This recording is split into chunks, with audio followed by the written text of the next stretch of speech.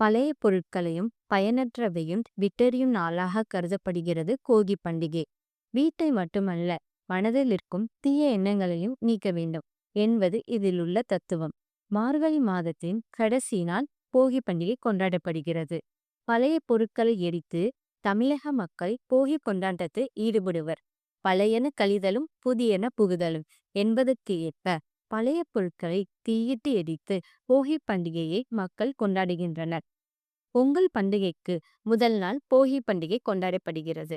நெடுங்காலமாக இந்த போகி திருநாளில் பழைய பொருட்களை எரிக்கும் வழக்கம் மக்களிடையே இருந்து வருகிறது. போகி பண்டிகை என்பது இந்திரன் முதலியோரை பூஜித்து திருப்தி செய்ய வேண்டிய நாள்.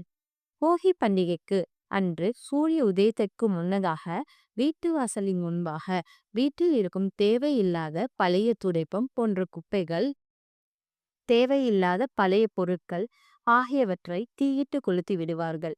இதனால் வீட்டில் இருக்கும் திருஷ்டி கழியும் என நம்பப்படுகிறது. பிறகு வீட்டின் வாயிலை தண்ணீர் கொண்டு சுத்தம் செய்து அழகான கோலம் போட வேண்டும். போகி தினத்தன்று பித்ருக்கள் நம் இல்லத்திற்கு வருவதாக சாஸ்திரம் சொல்கிறது.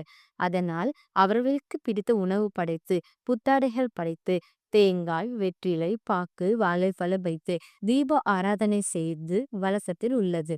போகி பண்டிகையின் போது போலி, வடை, பாயாசம் போன்றவை இறைவனுக்கு படைக்கப்படும். பொங்கலுக்கு முன்னரே வீட்டை வெள்ளையடித்து சுத்தம் செய்வார்கள்.